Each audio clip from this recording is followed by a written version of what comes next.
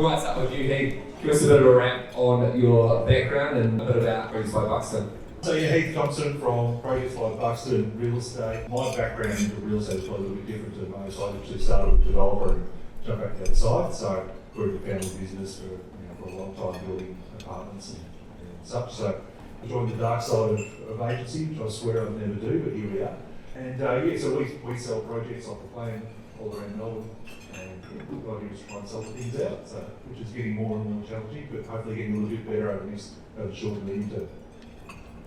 I initially moved from traditional agency into project marketing by working with Jonathan Halloman, the late and great Jonathan Halloman at BPA for 7 years, and then helped Len Lawson, CEO of Glenville, reposition Yarra Bend and successfully sell out a significant portion of that master plan before 5 or so years ago joining Shane Wilkinson at Pace Development Group and repositioning that business.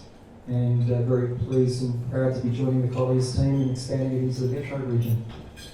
And I know you're a man that does enjoy partnering with markets where you see potential. Can you talk a bit about why Colliers and a bit about the metro market and kind of what the appeal was on that?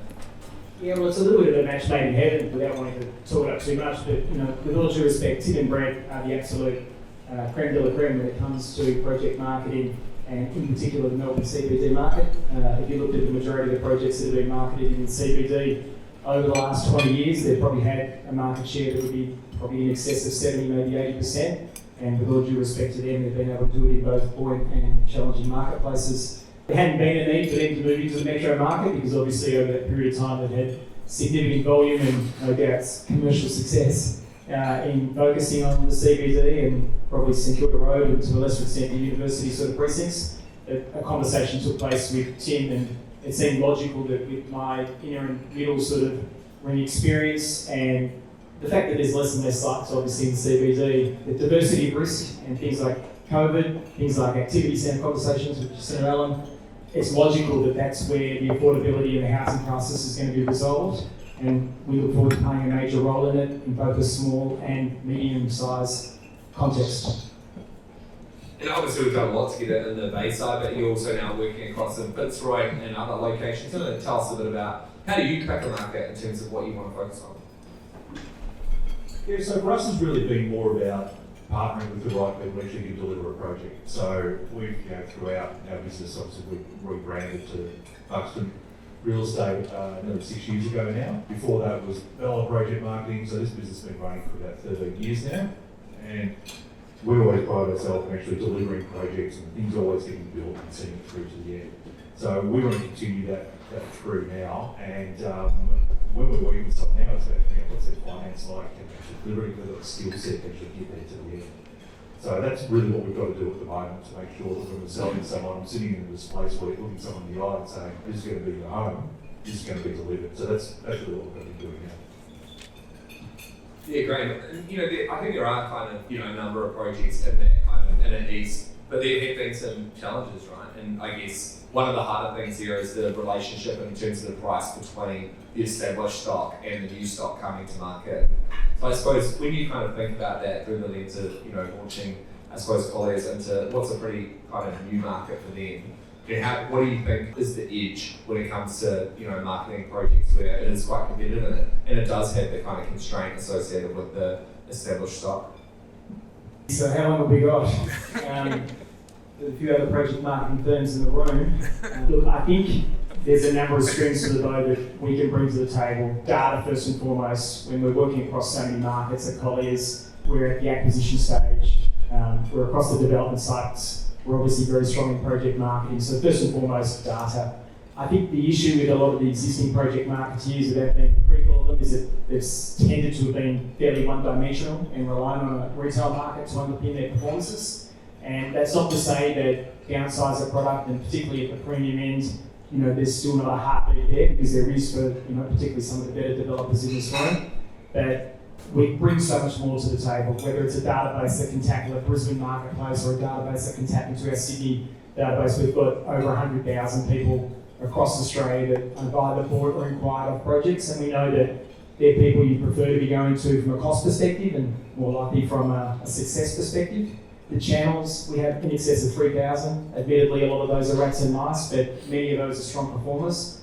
It doesn't always have to be channel focused. There are just options that are on the table, and strategically when our clients are buying properties, we're in there at the start so that we're giving them advice in regards to the product mix. And it's difficult because the lead time between making acquisition to time on market, we were all making decisions 3 years ago of wanting to go down the path of owner occupier, and that hasn't necessarily changed so much. But when square meterage rates have moved 30% in say 16 to 19 or 18 to 22 on some of the more premium type projects, the 250 square metre 3-bedroom apartment probably needs to be now 200 square metre, just purely because of the price point of the new square metre rates that we're working to, and that's now creating the headaches. But we didn't have that hindsight, I suppose, ability to be able to make those decisions 3 years ago. We transacted 10 on the weekend. We're selling 6 of the biggest projects in Melbourne. So the lens that we have across some of the best developers, but more importantly, the biggest and strongest demand inquiry projects, we just had that visibility. What I am seeing is that we transacted 850,000 for a 1-bedroom on the weekend. I'm not sure if that's a record for Melbourne, but it's certainly getting up there. And there is, because of affordability issues, a strong demand that's actually flipped back towards 1-bedrooms, which is good to see. The top end, unfortunately, as a result of those decisions of 3 or 4 years ago, is probably a little bit of an oversupply in the $3.5 million to $5.5 million sort of price point. But if you're small and boutique, you might not be as exposed, but generally speaking, we are seeing a lot of product in that price range. So it's very challenging, but once again, working closely with the project marketeer, we can mitigate some of that risk. And Heath, I know you've just knocked over, completely sold out another project. What types of developments are you kind of looking to take on now to replenish the supply? Yeah, so we've always found great success in basically whichever market we've been in, finding an aspirational buyer, product for an aspirational buyer. And that hasn't always been about making it cheaper, it's about leaning what Ash said, making it just that little bit smaller. So if I went and did a survey now of my database and I said, dear buyer, what do you want? I'd have God knows how many people come back on a 3-bedroom apartment, 150 plus square metres, I want 2 car parks, all the usual things we're used to. And good news is I've got 1.2 million to spend. Sorry, you're not getting that. So really what you've got to be getting is probably something around 120 square metres, and you're going to be paying something near 2 million. That's the bit we've got to try and get our head around. So that's where we work on with our developers that are trying to make really efficient uses of space. So we did one in Brighton a couple of years ago where we were getting 14,500 square metre for a 100 square metre 3-bedroom apartment. And it was targeting a different market. So everyone in that market, like Brighton's had it really tough over the last few years. We've got a lot of big, beautiful apartments, like incredibly well built, some great projects throughout there, but it's been a really tough market because a lot of them targeting that same buyer type. So what we went to target was that aspirational buyer. We found a lot of single downsizers, so single female downsizers in particular, and they have that circa 1.5 to spend. We're having this conversation, we're just looking at the campaign, the way it was running. We found we had a lot of these sort of divorcees and such coming in. So we said, what can we do to actually target these? We're actually not selling an apartment through Tinder. So thanks for lending your account, by the way. But yeah, so it's about creating new different ways to actually target those different sub-markets. And I've kind of already given up on the questions at this point, so I'm going to throw the paper away. You guys are sales guys, you'll figure it out. Obviously, the market, we've been through a pretty shitty time in the market lately, let's be real. And so I guess the thing is like, what do you do when the market is tough? You've got a developer that wants high square metre rates relative to kind of the established market, and some would say unreasonable at times, but you've got to be able to sell the product, and you've got to be able to bring it to market, and you've got to be able to give people confidence. So what are you guys doing from when you've got a developer that perhaps is asking for 30% higher or 40% higher than the average price per square metre in the established closest possible equivalent stock? How does that conversation go with Mr. Ashley Bramich? There is normally a solution somewhere, and whether it's maybe more patient debt, maybe it's debt to equity so that you can pull out that sales gestation period slightly longer. Is it looking back at a product mix before construction has started to maybe make product a little bit smaller? Is it unpacking maybe a USP that you haven't been able to identify previously? But at the end of the day, if there's a sameness about the product and there's not a strong value proposition or premium positioning of the project, you get caught up in the sameness of everything else, and they're the type of projects that probably we prefer not to take on. we do get to see a lot of projects across our table, and we're in a fairly fortunate position in that regard. But if we can get involved at the project at the acquisition stage, we can mitigate that risk and normally find solutions even in markets like this. Yeah, great. The preparation is the important bit. So you look from the start. We found our most successful projects are where we're getting in that planning stage, in the early design, make sure you get the product mix right, and be flexible throughout that planning process. Because we know council push, pull envelopes and things get crunched. So you start off with a great brief, and by the time you come out of the planning bubble, you've got something which is completely different to what you started with. So keep reviewing that market as you're going through that planning process. As far as trying to sell through that at a big price, great per square metre, we always target our ugly ducklings. As we move through a market like we are at the moment, it's going to be that in 12, 18 months' time, we're in a good position we are now. I think we feel pretty comfortable in saying that. So if it takes us longer to sell those those apartments or townhouses, we're comfortable with that. Just using that patience, like Ash said, be patient, work through and maximise the value of those ones. We give the ugly ducklings first. Your view, dynamic pricing, change the pricing to manage the thing, and your manage the capital stack, figure out how to kind of like unlock value to, is that fair?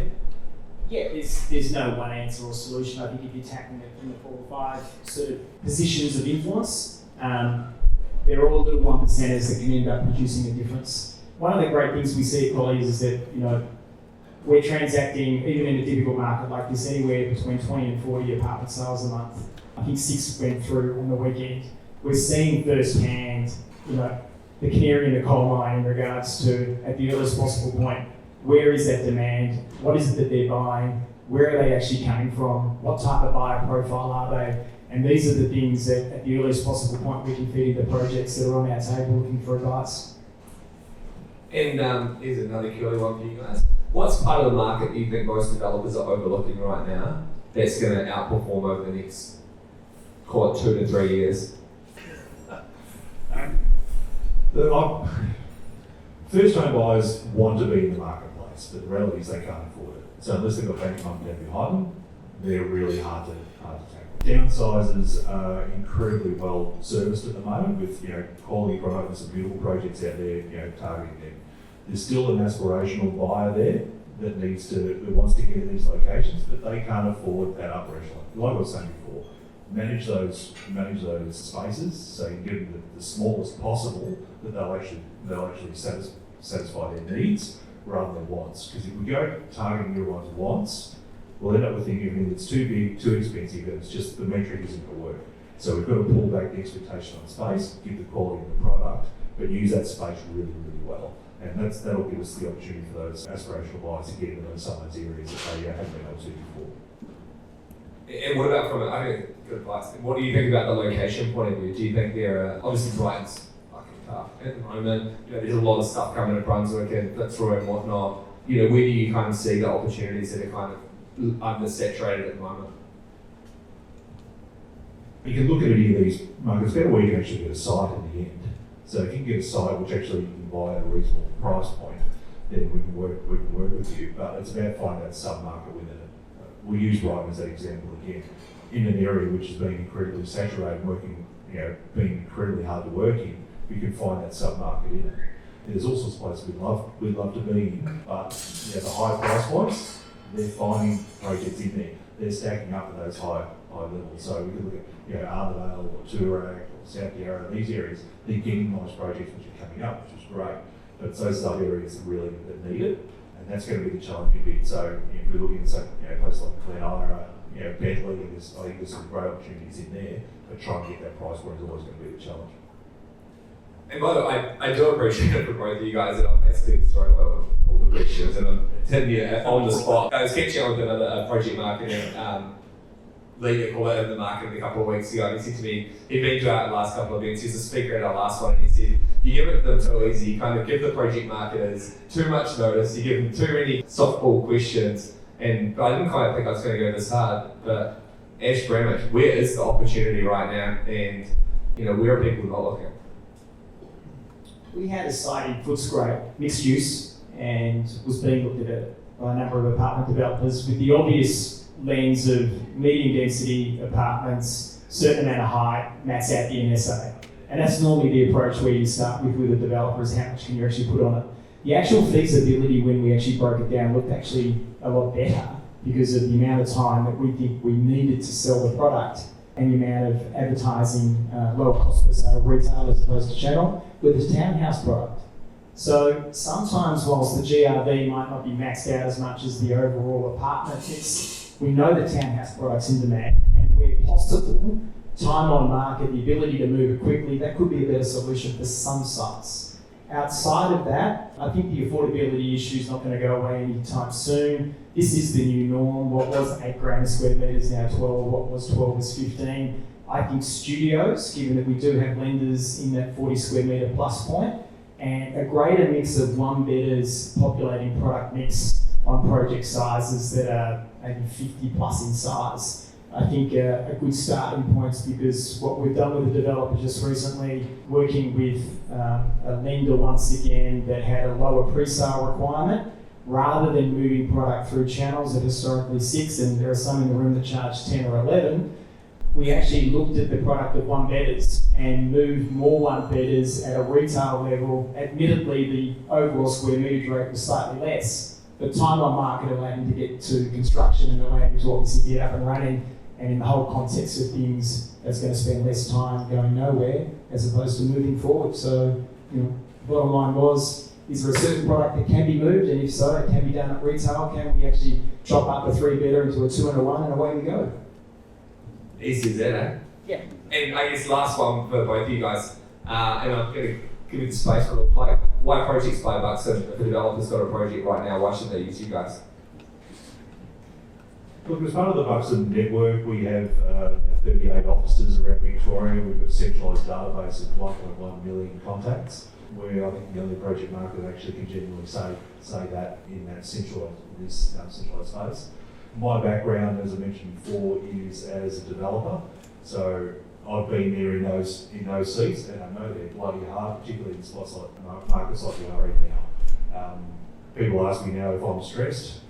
I'm not stressed because I'm not a developer anymore, right? Being in those chairs that's where you lose the most sleep.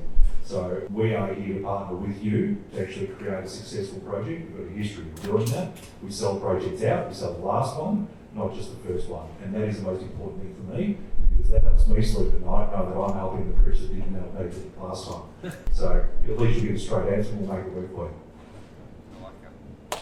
Look, it's very simple. Knowledge is power, and the track record speaks for itself. There's no other company that's transacted more. We've got an incredible sales team, we've got a channel database, we've got a retail sales team that's second to none, and history speaks for itself. 2:58 on the dot. Thanks very much, both of you guys. Good on you.